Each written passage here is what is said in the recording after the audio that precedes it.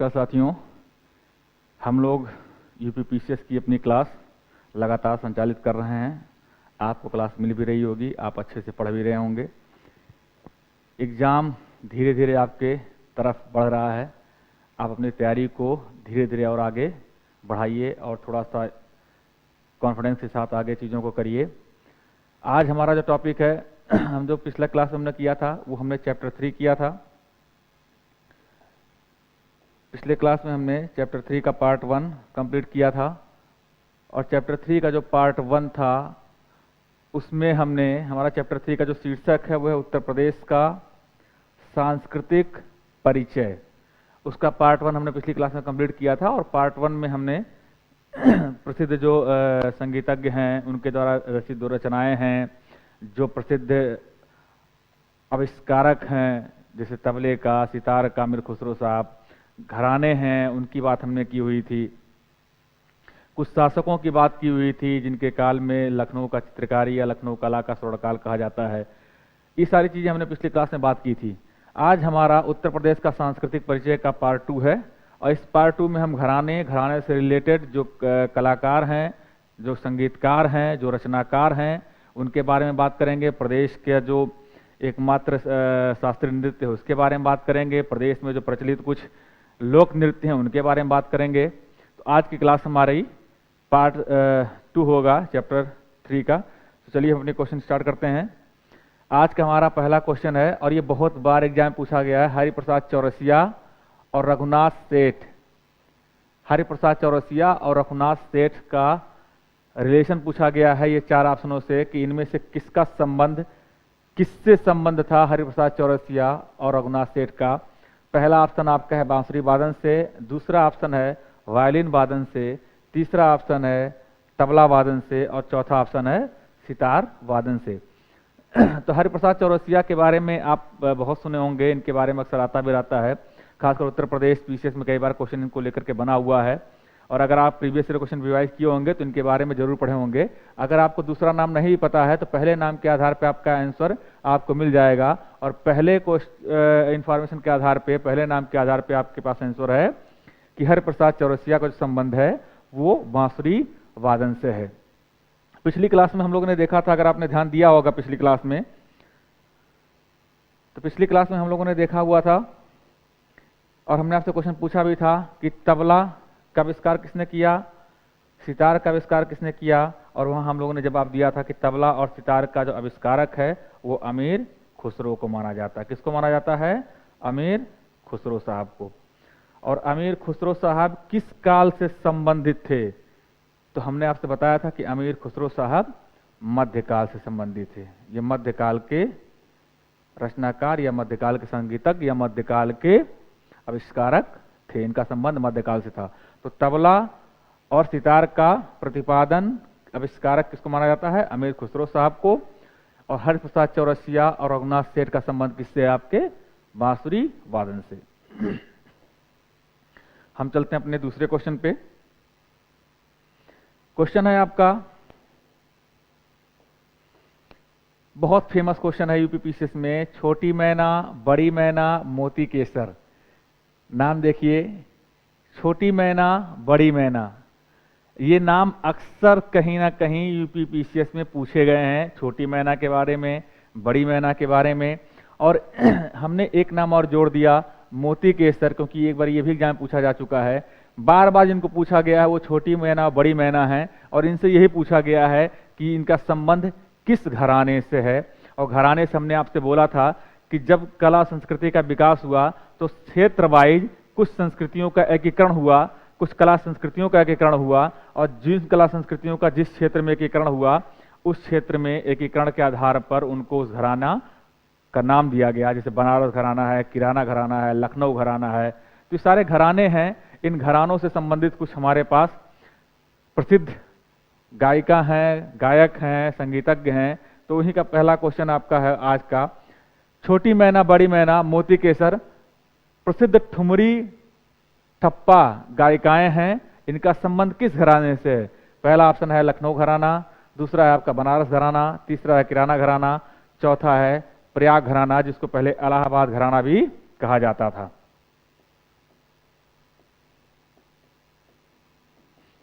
प्रयाग घराना। तो इस क्वेश्चन का आंसर आपका बनारस घराना। छोटी मैना, बड़ी मैना और मोती केसर, ये तीनों का संबंध बनारस घराने से है। और इसी क्वेश्चन में एक दूसरा क्वेश्चन का भी आंसर छुपा है। अगर हम आपसे ये पूछें कि छोटी मैना, बड़ी मैना और मोती केसर का संबंध किससे है, किस गायन से है, तो आपका आंसर है ठुमरी और टप्पा। ठुमरी और टप्पा गायन से संबंध किसका है? मोती मैना, मोती केसर, छोटी मैना और बड़ी मैना का, जो कि बनारस घराने से संबंधित है।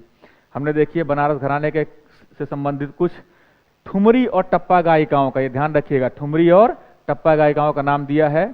छोटी मैना, बड़ी मैना, रसूलन बाई, सरस्वती देवी, विद्याधारी देवी, मोती केसर, ये सब महत्वपूर्ण नाम हैं जो बनारस घराने से संबंध रखती हैं और बनारस घराने से संबंध रखने वाली प्रसिद्ध ठुमरी और टप्पा गायिकाएं हैं। इनको आप बिल्कुल ध्यान में रखिए। हम चलते हैं अपने तीसरे क्वेश्चन पे। तीसरा क्वेश्चन हमारा है सिद्धेश्वरी देवी, गिरिजा देवी का संबंध किस गायन से है? तो आपको मैं बता दूं, इसमें से गिरिजा देवी के बारे में आप सुने होंगे। गिरिजा देवी के बारे में अक्सर क्वेश्चन आपसे पूछा गया है। तो सिद्धेश्वरी देवी और गिरिजा देवी का संबंध किससे? क्वेश्चन आपका है, ऑप्शन आपके पास ठुमरी से है, ख्याल से है, गजल से है, टप्पा से है। तो इसका ऑप्शन आपका है ठुमरी गायिकाएं हैं। सिद्धेश्वरी देवी और गिरिजा देवी, इन दोनों लोगों का संबंध आपका ठुमरी गायिका से है और दोनों ही ठुमरी की प्रसिद्ध गायिकाएं हैं। और इनका भी संबंध कहां से है? बनारस घराने से है। तो बनारस घराने से ठुमरी से संबंध रखने वाली गायिकाएं हैं सिद्धेश्वरी देवी, गिरिजा देवी, बागेश्वरी देवी, कृष्णा देवी। ये चार नामों में से जो तीन नाम आपके पास हैं, पहला सबसे इंपॉर्टेंट है गिरिजा देवी, दूसरा सिद्धेश्वरी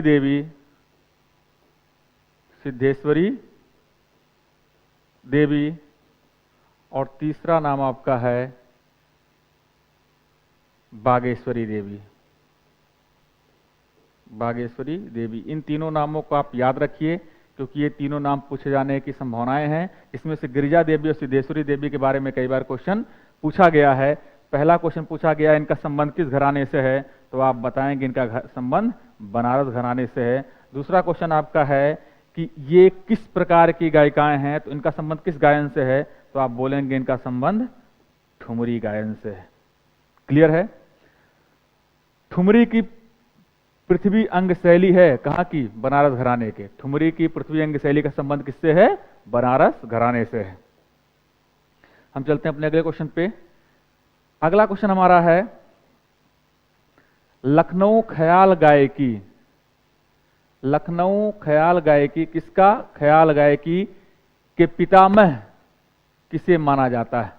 लखनऊ ख्याल गायकी का पितामह किसे माना जाता है? आपका ऑप्शन है अकबर अली खां, छज्जू खां, दुल्ले खां, खुर्शीद अली खां।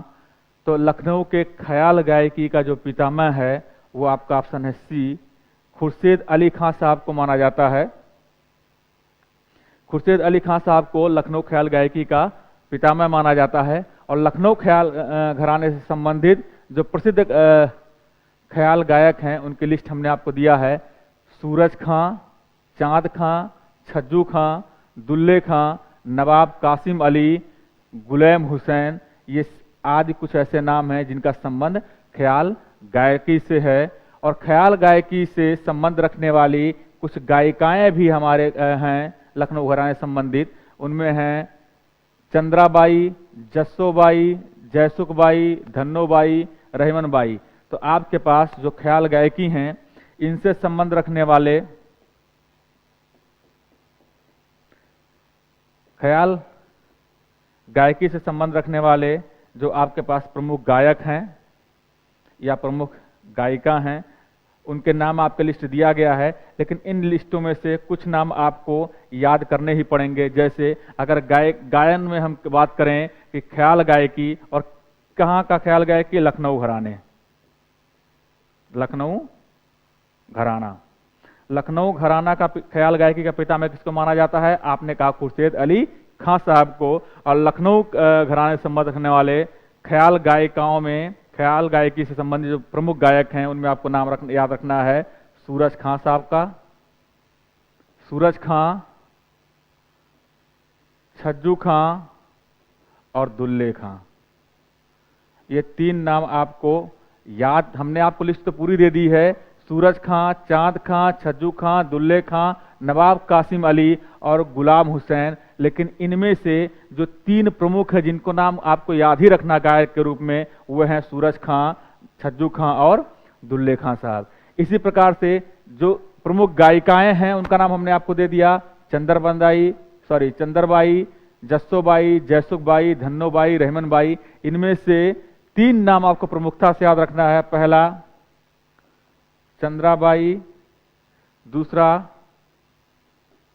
जस्सोबाई और तीसरा धन्नोबाई। ये 3 नाम आपको ख्याल गायिका के रूप में आपको याद रखना है, जिनका संबंध कहां से है, लखनऊ घराने से है। चलिए हम बढ़ते हैं अपने अगले क्वेश्चन पे। हमारा अगला क्वेश्चन है दक्षिण भारत में हिंदुस्तानी शैली, संगीत की 2 शैलियां होती हैं, एक है हिंदुस्तानी शैली, दूसरी है कर्नाटक शैली। कर्नाटक शैली का संबंध दक्षिण भारत से है और हिंदुस्तानी शैली का संबंध उत्तर भारत से है। ये ध्यान रखिएगा, दोनों की अपनी अलग अलग विशेषताएं हैं। तो दक्षिण भारत से संबंधित जो गायन की शैली है वो है आपका कर्नाटक शैली, और उत्तर भारत से संबंधित है उसका नाम है हिंदुस्तानी शैली। लेकिन क्वेश्चन यहाँ क्या है कि दक्षिण भारत में हिंदुस्तानी शैली को लोकप्रिय बनाने वाले, दक्षिण भारत में हिंदुस्तानी शैली को लोकप्रिय बनाने वाले अब्दुल करीम खां का संबंध किस संगीत घराने से आपसे पूछा गया है। ऑप्शन यहाँ है, पहला है लखनऊ घराना, दूसरा है बनारस घराना, तीसरा है प्रयाग घराना, चौथा है किराना घराना। इसको सही कर लीजिएगा, यहाँ किराया नहीं है, किराना घराना होगा इधर, किराना घराना। तो 4 ऑप्शन आपके पास हैं। पहला है कि दक्षिण भारत में हिंदुस्तानी शैली को लोकप्रिय बनाने वाले अब्दुल करीम खां का संबंध किस घराने से है। ऑप्शन आपके पास पहला लखनऊ घराना, दूसरा बनारस घराना, तीसरा प्रयाग घराना, चौथा किराना घराना। तो करीम खां साहब, अब्दुल करीम खां साहब का जो संबंध है, जो मूल क्षेत्र है उनके संबंध का, वो आपका ऑप्शन सी है, किराना घराना। यहां देखिए ऑप्शन में इस क्वेश्चन में एक क्वेश्चन और छुपा हुआ है। पहला क्वेश्चन तो आपसे ये पूछ लिया गया कि दक्षिण भारत में हिंदुस्तानी शैली को लोकप्रिय बनाने वाले अब्दुल करीम खां का संबंध किस घराने से है, तो आपने बोला किराना घराना। पहला क्वेश्चन तो ये हो गया। दूसरा क्वेश्चन इसी में छुपा हुआ है। मैं आपसे बताता रहा हूं ना कि जब हम आपसे क्वेश्चन सॉल्व कराएंगे तो क्वेश्चन के माध्यम से जितने भी अस्पष्ट होंगे क्वेश्चन बनने के आयोग में, वो हम आपके साथ डिस्कस कर लेंगे।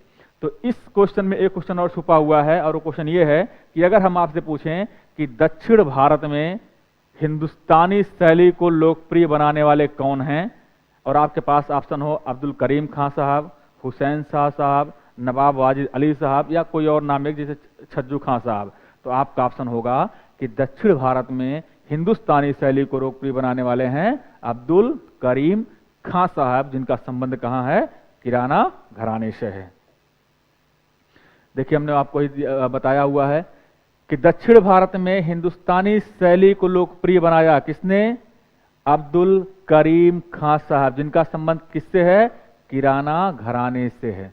किससे है, किराना घराने से। और यहां हमने आपको किराना घराने से संबंधित कुछ प्रमुख गायक और गायिकाओं का लिस्ट भी दे दिया है। जैसे इसमें है बालकृष्ण, कपिलेश्वरी, राम भाऊ, कुंदन गोलकर उर्फ गंधर्व, गंगूबाई हंगल, भीमसेन जोशी, सरस्वती राणे, हीराबाई बड़ौदकर, प्रभा अन्ने। ये प्रमुख नाम हैं जिनका संबंध किराना घराना सा है और जो प्रमुख गायक हैं।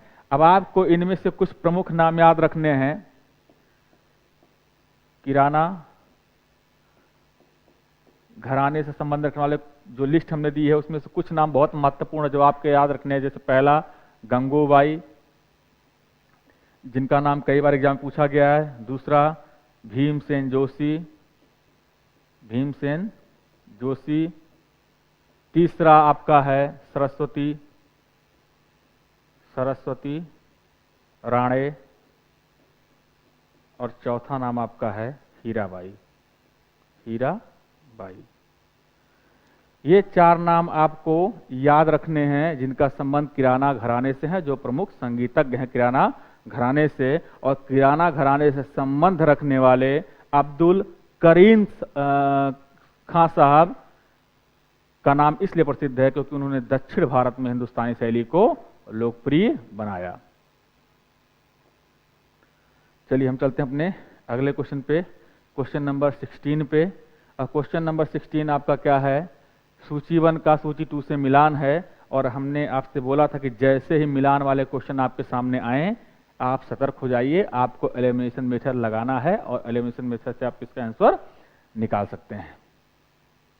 तो देखिए यहाँ कुछ दिया है, सूची 1 में कुछ लोक नृत्यों की सूची दी गई है और सूची 2 में उनका संबंध क्षेत्र दिया गया है। यहाँ से आपको मिलान करके आंसर देना है। पहला है चैता या सोहर, दूसरा है कजरी का विशेष क्षेत्र, तीसरा है संस्कार गीत, चौथा है ईसुरी फाग। इधर दिया गया पूर्वांचल क्षेत्र, मिर्जापुर, अवध क्षेत्र, बुंदेलखंड क्षेत्र। अगर हम एलिमिनेशन मेथड लगाएं तो कजरी का विशेष क्षेत्र, आप जानते हैं कजरी का जो विशेष क्षेत्र है वो सोनभद्र और मिर्जापुर में पड़ता है। ये अंडरस्टूड है, आप अक्सर सुने होंगे इसके बारे में। कजरी जो सोनभद्र और मिर्जापुर में प्रसिद्ध लोकप्रिय नृत्य है, लोक नृत्य है, लेकिन उसका जो विशेष क्षेत्र है, कजरी का जो विशेष क्षेत्र है वो आपका मिर्जापुर है। कजरी का विशेष क्षेत्र मिर्जापुर है, यानी कि बी का ऑप्शन 2। अब हमें एलिमिनेशन मेथड ये कहता है कि आपको जो चारों विकल्प दिए गए हैं उसमें आप ढूंढिए कि बी का 2 कहाँ है। जहां बी का 2 होगा वही आपका ऑप्शन होगा और जहां बी का 2 नहीं होगा वो आपके आंसर नहीं होंगे। तो ऑप्शन ए में बी का 2 है नहीं, यानी कि ऑप्शन ए आपका आंसर नहीं हो सकता। ऑप्शन बी में बी का 2 है कि नहीं, हाँ बिल्कुल है।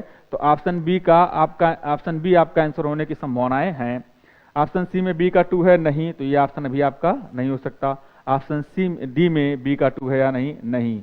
तो ऑप्शन डी में भी बी का 2 नहीं है, केवल एक ही ऑप्शन है बी जिसमें बी का 2 है। इसका मतलब ऑप्शन बी ही आपका आंसर होगा।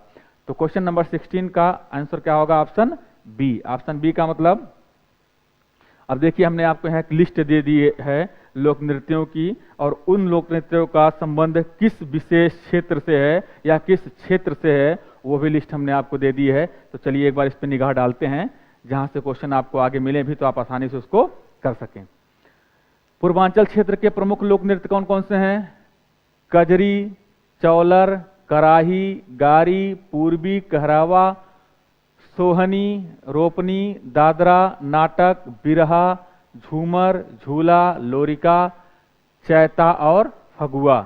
ये प्रमुख लोक नृत्य हैं जिनका संबंध आपके पूर्वांचल क्षेत्र से है। लेकिन इनमें से अगर आप हमसे पूछेंगे कि इनमें से किसको याद रखना है, प्राथमिकता में याद रखना ही रखना है, तो पहला आपका कजरी, कजरी को याद रखना है। देखिए कजरी आपका पूर्वांचल में भी होता है, कजरी मिर्जापुर और सोनभद्र क्षेत्र में भी होता है। लेकिन क्वेश्चन क्या है, क्वेश्चन क्या पूछा गया, कजरी का विशेष क्षेत्र, तो कजरी का विशेष क्षेत्र मिर्जापुर ही है। तो कजरी आपका पूर्वांचल में भी होता है। दूसरा जो आपको याद रखना है वो दादरा, ये आपको याद रखना है। तीसरा बिरहा, झूमर, झूला, चैता और फगुआ।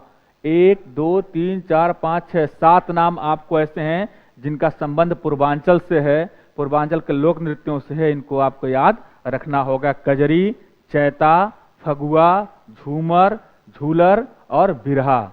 ये कुछ ऐसे नाम हैं लिस्टों में जिनको आपको याद रखना ही है, जिनका संबंध कहां से है, जिनका संबंध आपका है पूर्वांचल क्षेत्र से।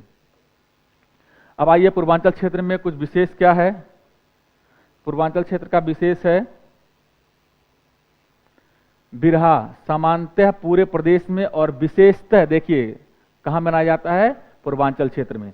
अगर आपसे एग्जाम में क्वेश्चन पूछा जाता है ए कथन कारण में, ए बिरहा संपूर्ण उत्तर प्रदेश में मनाया जाता है, बी बिरहा का विशेषतः क्षेत्र पूर्वांचल है, और आपसे पूछा जाता है इनमें से कौन सा सही है, तो दोनों ही विकल्प आपके सही हैं। क्योंकि यहां आपको दिख रहा है कि सामान्यतः तो पूरे उत्तर प्रदेश में बिरहा मनाया जाता है, लेकिन अगर आपसे क्वेश्चन पूछता है कि बिरहा का विशेष क्षेत्र कौन सा, जैसे अभी हमने पूछा कजरी का विशेष क्षेत्र कौन सा है, तो आपने कहा मिर्जापुर। इसी तरह अगर हम आपसे पूछते हैं कि बिरहा का विशेष क्षेत्र क्या है, तो आप बोलेंगे पूर्वांचल।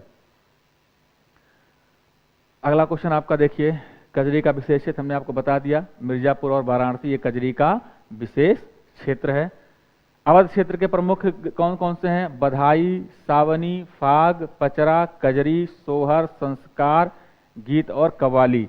तो आप देखिए यहां भी आपको कजरी दिखाई पड़ रहा है। कजरी, सोहर, संस्कार और कव्वाली, ये चारों ऐसे हैं जो आपको याद रखने हैं, जिनका संबंध कहां से है? अवध क्षेत्र से है। तो आप देख रहे होंगे कि कजरी हर जगह मिल रहा है, लेकिन कजरी का विशेष क्षेत्र मिर्जापुर और वाराणसी। तो इन दोनों में से कोई भी आपको ऑप्शन मिलता है तो आपका सही होगा। ब्रज क्षेत्र के प्रमुख हम देख लेते हैं। ब्रज क्षेत्र के प्रमुख कौन कौन से हैं?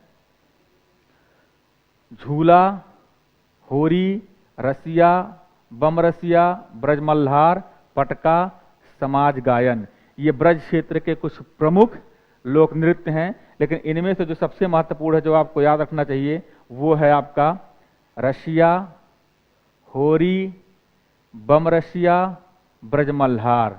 ये चार ऐसे हैं जिनको आपको याद रखना चाहिए, जिनका संबंध आपके किससे है? ब्रज क्षेत्र से है। बुंदेलखंड क्षेत्र से संबंध रखने वाले कुछ लोक नृत्य की हम चर्चा कर लेते हैं। धिमराई, चंगोलिया, कुहाई, आल्हा, राछरा, दीवारी, हरदौल, पवारा, ईश्वरी फाग, तकरार गीत, कव्वाली आदि, ये कुछ लोक नृत्य हैं जिनका संबंध आपका बुंदेलखंड क्षेत्र से है। लेकिन इनमें से अगर हम आपको कहेंगे कि कुछ चीजें प्राथमिकता में आपको याद रखनी है, तो वो आपका पहला है ढिमराई। ढिमराई का संबंध कहाँ से है? बुंदेलखंड क्षेत्र से। दूसरा चंगोलिया, इसका संबंध कहाँ से है? बुंदेलखंड क्षेत्र से। तीसरा आल्हा, इसका संबंध कहाँ है? बुंदेलखंड क्षेत्र से। चौथा पवारा, इसका संबंध कहाँ है? बुंदेलखंड क्षेत्र से। और अगला है ईश्वरी फाग, इसका संबंध कहाँ से है? बुंदेलखंड क्षेत्र से। ये याद रखिएगा। आगे हम देखते हैं कि बुंदेलखंड क्षेत्र से कुछ विशेषता वहां क्या क्या है? आल्हा। आल्हा बुंदेलखंड क्षेत्र का विशेषतः लोकप्रिय लोक नृत्य है आल्हा। जैसे कजरी का विशेष क्षेत्र क्या है? मिर्जापुर, वाराणसी। दूसरा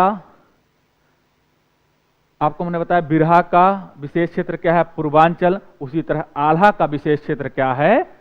बुंदेलखंड। तो आप बिल्कुल याद रखिएगा, तीन आपको विशेष क्षेत्र हमने बता दिए। पहला कजरी का विशेष क्षेत्र क्या है? हमने आपको बताया मिर्जापुर, मिर्जापुर या वाराणसी, दोनों में से जो भी हो, ठीक है। दूसरा हमने आपको बताया कि बिरहा का विशेष क्षेत्र कौन सा है? तो आपने कहा सर बिरहा का विशेष क्षेत्र हमारा पूर्वांचल है, पूर्वांचल। इसी तरह तीसरा हमने आपको बताया कि आल्हा का विशेष क्षेत्र कौन सा है? तो आपने कहा आल्हा का विशेष क्षेत्र बुंदेलखंड है। क्लियर है? अब आइए हम देखते हैं पश्चिमी क्षेत्र में कौन कौन से हैं। रागनी, ढोला, लावनी, गुजरी, बन्ना और कव्वाली, ये पश्चिमी क्षेत्र के कुछ प्रमुख लोक नृत्य हैं। और भक्तों साधुओं द्वारा जो पश्चिमी क्षेत्र में किए जाने वाले हैं, भजन, पूर्ण, भगत, निर्गुण, पचरा और भातृहरि, ये कुछ भक्तों साधुओं द्वारा किए जाने वाले प्रमुख लोक नृत्य हैं। तो क्लियर है? आप देख लिए होंगे, हमने आपको पूरी लिस्ट दे दी है। इसका पीडीएफ आपको हमारे टेलीग्राम चैनल भूमि आयस में मिल जाएगा। हमारे सारे टेलीग्राम चैनल या यूट्यूब चैनल जो हमारा भूमि आयस के नाम से है, हमारा ऐप है जो भूमि एजुकेशन के नाम से है, ये सारा लिंक आपको हमारे इसी वीडियो के नीचे डिस्क्रिप्शन बॉक्स में मिल जाएगा। वहां से आप सब्सक्राइब कर सकते हैं, टेलीग्राम को ज्वाइन करिए। ये सारे के सारे लिस्ट आपको पीडीएफ वहां अवेलेबल हो जाएगी। आप इसको देख के अपने परीक्षा को अच्छे से कंटिन्यू कर सकते हैं, रिवाइज कर सकते हैं। तो हमने क्या बोला? कजरी का विशेष क्षेत्र मिर्जापुर, वाराणसी। बिरहा का विशेष क्षेत्र पूर्वांचल। और आल्हा का विशेष क्षेत्र बुंदेलखंड। क्लियर है?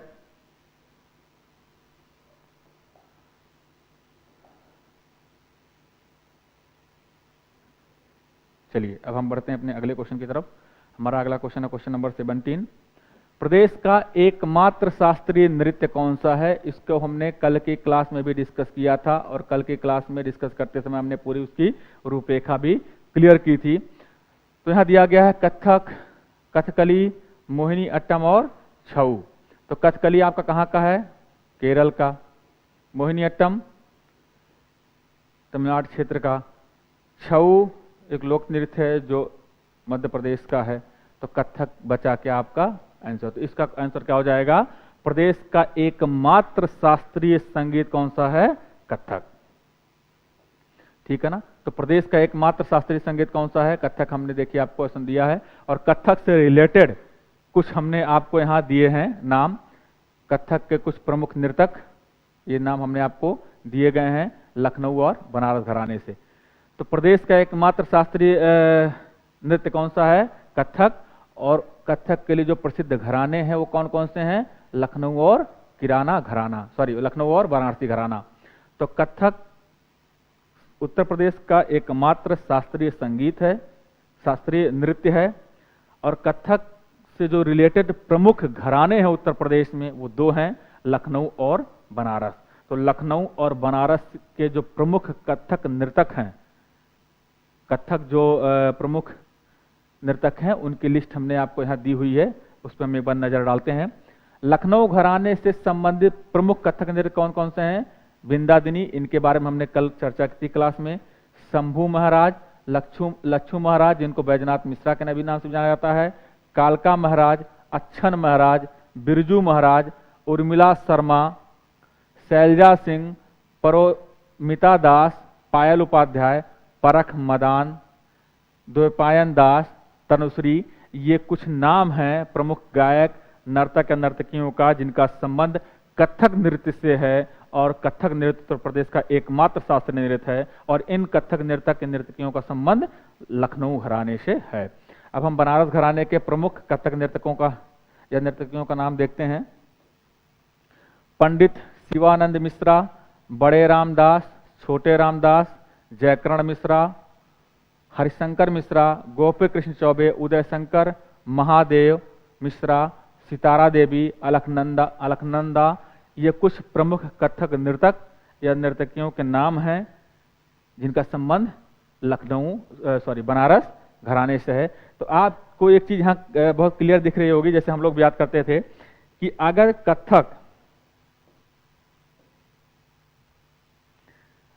कथक से संबंधित नर्तक या नर्तकियों का नाम, अभी हम नर्तक के बारे में देखते हैं।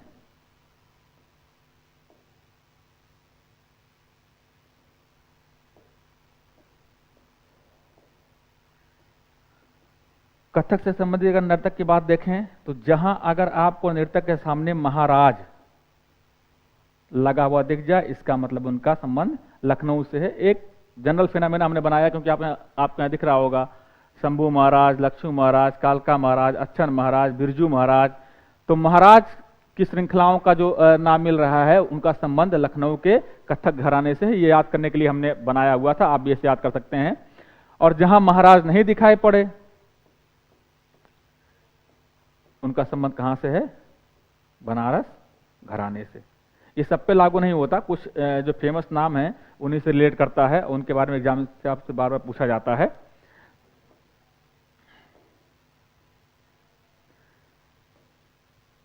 तो चलिए हम देखते हैं लखनऊ घराने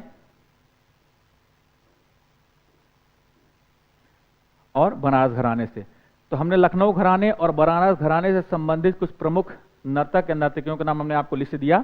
अब इनमें से आपको याद किसको रखना है, और रखना ही चाहिए क्योंकि इनका नाम बार बार एग्जाम में पूछा गया है, वो मैं आपको बता देता हूं। लखनऊ घराने में आपको जो नाम याद रखने हैं, वो पहला नाम आपका है बिंदादिनी, शंभू महाराज, लक्षू महाराज, बिरजू महाराज, शैलजा सिंह और तनुश्री। ये नाम वो नाम है जिनको आपको एज ए कथक नृत्य लखनऊ घराने से याद रखना है। बिंदादिनी, लक्षू महाराज, शंभू महाराज, लक्षू महाराज को बैजनाथ मिश्रा के नाम से जाना जाता है, शैलजा सिंह, तनुश्री, इन नामों को आप बिल्कुल याद रखिए। वैसे तो लिस्ट हमने आपको दे दिया है, आप रिवाइज करेंगे तो आपको सारे नाम याद हो जाएंगे, लेकिन इन नामों को बिल्कुल याद रखना है कि ये नाम जैसे बिंदादिनी, लक्षू महाराज, शंभू महाराज, शैलजा सिंह और तनुश्री का संबंध किससे है? लखनऊ घराने के कथक नर्तक से है। इसी प्रकार आपको बनारस घराने के जो कुछ प्रमुख नाम याद रखने हैं, वो पंडित शिवानंद मिश्रा, बड़े रामदास, छोटे रामदास और सितारा देवी, ये नाम आपको याद रखना है, जो कथक, जिनका संबंध कथक नृत्य से है। और कहाँ इनका संबंध है? बनारस घराने से। तो पंडित शिवानंद मिश्रा, बड़े रामदास, छोटे रामदास और सितारा देवी, इनका संबंध आपका बनारस घराने के कथक नृतक से है। अब हम चलते हैं अपने अगले क्वेश्चन पे। क्वेश्चन नंबर हमारा 18 है। पुत्र जन्मोत्सव पर मनाया जाने वाला प्रमुख लोक नृत्य ख्याल नृत्य विशेषतः किस क्षेत्र से संबंधित है? इसका ऑप्शन आपके सामने है और हमने अभी कुछ देर पहले ही डिस्कस किया था। पहला ऑप्शन आपका बुंदेलखंड, दूसरा ब्रज, तीसरा अवध और चौथा पूर्वांचल क्षेत्र। तो इसका आंसर है ए, बुंदेलखंड। तो पुत्र जन्मोत्सव पर मनाया जाने वाला जो ख्याल नृत्य है, उसका संबंध किससे है? विशेषता क्षेत्र उसका कौन सा है? बुंदेलखंड। अब देखिए, इस क्वेश्चन में भी आपका एक क्वेश्चन छिपा हुआ है और वो क्वेश्चन ये है कि ख्याल जो नृत्य है वो किस अवसर पर, या ख्याल जो नृत्य है वो किस अवसर पर किया जाता है? तो वो मनाया जाता है पुत्र जन्मोत्सव पर। तो पुत्र जन्मोत्सव पर ख्याल नृत्य किया जाता है और इसका संबंध विशेषतः किस क्षेत्र से है? बुंदेलखंड क्षेत्र से। ये बिल्कुल याद रखिएगा।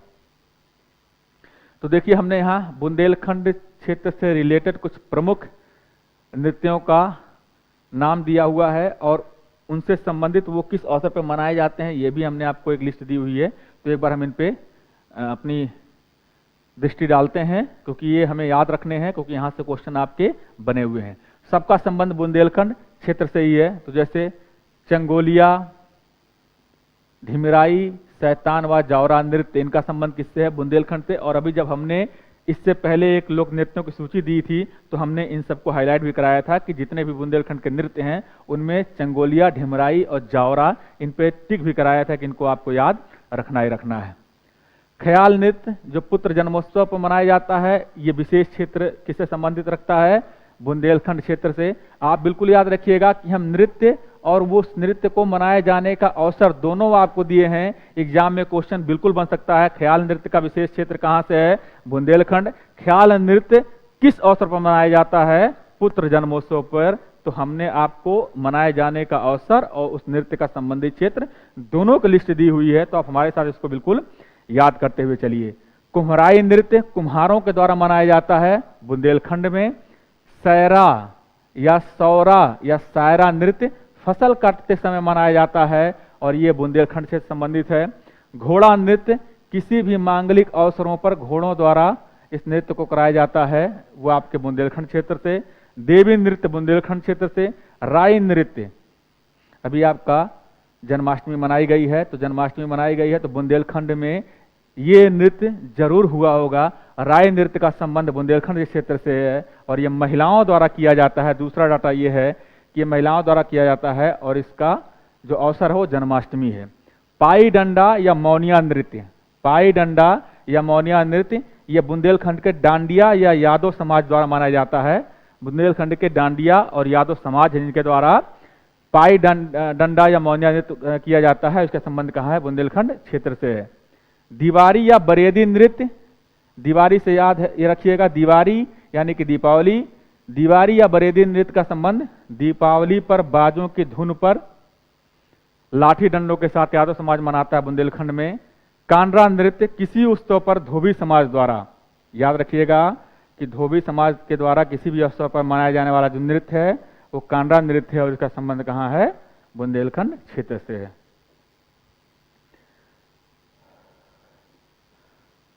हम चलते हैं अपने सेकंड लास्ट क्वेश्चन पे और यहाँ आपको दिख रहा होगा कि ये भी आपको सुमिल किए जाने वाला है। कुछ लोक नृत्य दिए गए हैं, उनका संबंधित क्षेत्र दिया गया है, यहाँ से आपको मिलाना। पहला है चरकुला, झूमर, बधाई नृत्य और कर्मा। ऑप्शन आपके पास है ब्रज, पूर्वांचल, अवध, मिर्जापुर। अभी कुछ समय पहले ही हमने देखा था कि कर्मा नृत्य,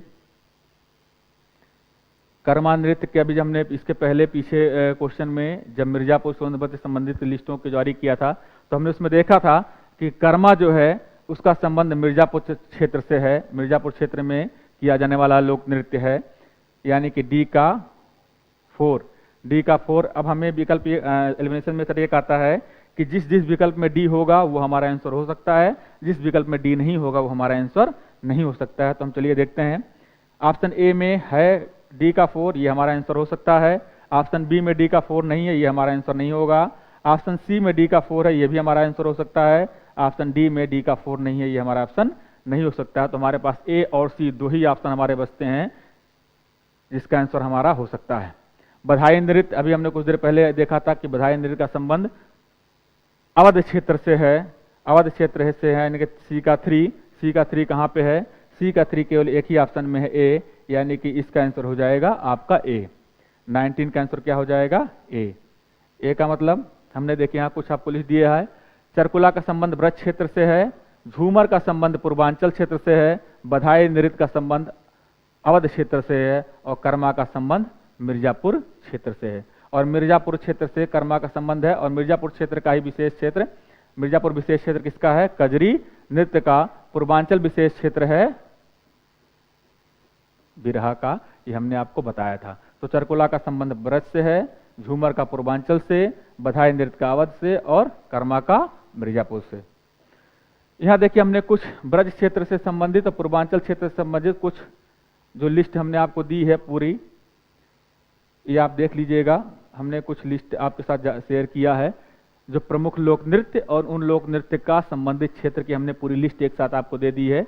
ये हमारे पीडीएफ पे आपको मिल जाएगा, आप वहाँ से इसको देख करके याद कर सकते हैं। जैसे ब्रज क्षेत्र से संबंधित जो है आपको कीर्तन नृत्य है, जो गौड़ीय परंपरा के भक्त मृदंग मजीरा के साथ करते हैं। नरसिंह नृत्य का भी संबंध आपके ब्रज क्षेत्र से है, जो नरसिंह चतुर्थी या पौराणिक कथानक पर आधारित है। राष्ट्र नृत्य, याद रखिएगा, राष्ट्र नृत्य जिसका संबंध आपके ब्रज क्षेत्र से रासलीला के समय किया जाता है। रासक दंड नृत्य का भी संबंध आपके ब्रज क्षेत्र से है। मयूर नृत्य, ये मोर पंख पहनकर किया जाता है, इसका संबंध आपका ब्रज क्षेत्र से है। झूला नृत्य जिसका संबंध आपका ब्रज क्षेत्र से है, वो श्रावण मास में मंदिरों में आपके किया जाता है। चरकुला, जिसके भी हमने आपसे बात किया था, चरकुला नृत्य का संबंध कहाँ से है? ब्रज क्षेत्र से है। 108 द्वीपों पर पिंजरा या चरकुला सिर पर रखकर महिलाओं द्वारा किया जाता है। याद रखिएगा कि जो चरकुला नृत्य है वो महिलाओं के द्वारा किया जाता है, एक लोक नृत्य है जिसका संबंध ब्रज क्षेत्र से है और जो 108 द्वीपों को अपने सिर पर रखकर महिलाएं करती हैं। बिल्कुल क्लियर है, इसको याद रखिएगा। लट्ठमार होलिका याद रखिएगा, बरसाना नंदगांव बहुत इंपॉर्टेंट है, जो पूर्वांचल क्षेत्र से आपके संबंध रखता है। कई बार एग्जाम पूछा गया लट्ठमार होलिका का संबंध किससे है? होली नृत्य का ब्रज क्षेत्र से। कठफोड़वा झूमर, ये दोनों कई बार एग्जाम में पूछे गए हैं। कठफोड़वा झूमर नृत्य का संबंध आपका पूर्वांचल क्षेत्र से है। तो इसी तरह हमने आपको एक लिस्ट दी हुई है लोक नृत्यों की, जिसको आपको टेलीग्राम पे हमारे मिल जाएगी, वहां से आपको देख के याद कर लेना है। अवध क्षेत्र से, मिर्जापुर सोनभद्र क्षेत्र से भी हमने कुछ आपको यहाँ नृत्य दिया हुआ है। देखिए कर्मा नृत्य जो भी हमने आपसे पूछा था, एक जनजातीय नृत्य है जो जनजातीय समाज के द्वारा किया जाता है, जिसका संबंध मिर्जापुर और सोनभद्र क्षेत्र से है। तो इन लिस्टों को आप वहां से टेलीग्राम चैनल से डाउनलोड करके आप वहां से पढ़ सकते हैं। अब हम चलते हैं आज के अपने अंतिम सवाल पर। आज का हमारा अंतिम सवाल है, विश्व का सबसे बड़ा मेला महाकुंभ का आयोजन किया जाता है प्रत्येक कितने वर्ष में? ये क्वेश्चन पूछा गया है और अभी कुछ समय पहले महाकुंभ का आयोजन भी किया गया था। पहला ऑप्शन है 4 वर्ष, दूसरा ऑप्शन है 6 वर्ष, तीसरा ऑप्शन है 8 वर्ष, चौथा ऑप्शन है 12 वर्ष। तो ये महाकुंभ के समय बहुत हाईलाइट हुआ था। कुंभ, महाकुंभ, अर्धकुंभ का नाम चेंज कर दिया गया। कुंभ और महाकुंभ दो ही आपके पास हैं। तो महाकुंभ का आयोजन प्रत्येक 12 वर्षों पर किया जाता है, याद रखिएगा। तो महाकुंभ का आयोजन प्रत्येक 12 वर्षों पर किया जाता है और महाकुंभ विश्व का सबसे बड़ा मेला है जो प्रयागराज में प्रत्येक 12वें वर्ष पे किया जाता है। उसी का छोटा रूप कुंभ मेला जो प्रयागराज में प्रत्येक 6ठे वर्ष पे किया जाता है। और माघ मेला भी एक फेमस है जो आपके एग्जाम में कई बार पूछा गया है। वो प्रयागराज महाकुंभ व कुंभ वर्ष को छोड़कर प्रतिवर्ष किया जाता है। तो महाकुंभ प्रत्येक 12वें वर्ष, प्रयागराज कुंभ प्रत्येक छठवें वर्ष प्रयागराज, माघ मेला, कुंभ और महाकुंभ को छोड़कर प्रत्येक वर्ष प्रयागराज में। तो आज के हमारी क्लास यहीं खत्म होती है। आज तीसरे क्लास चैप्टर 3 का पार्ट 2 हमने कंप्लीट किया। कल चैप्टर 3 का पार्ट 3 कंप्लीट करते हुए हमारा चैप्टर 3 जो सेगमेंट है उत्तर प्रदेश का सांस्कृतिक परिचय वो कंप्लीट हो जाएगा। आगे हम किसी नई क्लास में मिलेंगे नए सेगमेंट के साथ। अभी फिलहाल हम अपना तीसरा चैप्टर कंप्लीट करेंगे। कला संस्कृति से रिलेटेड जितने भी सेगमेंट हमने आपको कंप्लीट कराए या जितने भी क्वेश्चन हमने आपको कराए, इन सब का PDF हमारे टेलीग्राम चैनल पे मिल जाएगा। आप जरूर हमारे टेलीग्राम चैनल पे विजिट करिए, क्योंकि हमने आपको एक पूरी लिस्ट बना करके समराइज करके PDF के रूप में वहां दिया है, ताकि आपको अलग से एक्स्ट्रा मेहनत नहीं करनी पड़े। आपके कोई भी क्वेरी हो, कोई भी समस्या हो, कुछ भी आपको पूछना हो, तो आप नीचे दिए गए लिंक पे हमसे संपर्क कर सकते हैं, या हमारे संस्थान भूमि IAS वृंदावन सेक्टर 7A 459 पे विजिट करके भी अपनी समस्याओं का सलूशन हमसे पा सकते हैं। हमारी ऑफलाइन क्लासेस संचालित हो चुकी हैं। हमारी ऑफलाइन क्लास 3 से 5 चल रही है। 2 सेगमेंट में हम क्लास अपने यहाँ चलवा रहे हैं। पहला हमारा एडवांस बैच चल रहा है जो आफ्टर ग्रेजुएशन है। दूसरा हमारा विराट जो NCERT फाउंडेशन बैच है, जिसमें हम एडमिशन क्लास 12th या 12th के बाद से ले रहे हैं, जो 3 ईयर प्रोग्राम होगा हमारा। दोनों क्लास संचालित हो चुकी हैं। NCERT बैच में हमारा अभी पॉलिटी का सेगमेंट स्टार्ट हुआ है। एडवांस बैच में हमारा फिजिक्स का सेगमेंट स्टार्ट हुआ है। आप दोनों क्लासों में से किसी भी क्लास में जिसकी आपको जरूरत हो, आप हमारे यहाँ विजिट करके पूरी इन्फॉर्मेशन ले करके, डेमो ले करके अपनी क्लास को संचालित कर सकते हैं, एडमिशन ले सकते हैं। आपको किसी भी और तरीके की इन्फॉर्मेशन के लिए नीचे दिए गए लिंक से या नीचे दिए गए हमारे कॉन्टैक्ट नंबर हैं उन पर फ़ोन करके आप संपर्क कर सकते हैं। अच्छे से पढ़ाई करिए। आपकी पढ़ाई में निरंतर जितना भी सहयोग हो सकता है हम आपसे करेंगे। ठीक है मित्रों, मिलते हैं हम अपने अगली क्लास में। तब तक के लिए धन्यवाद।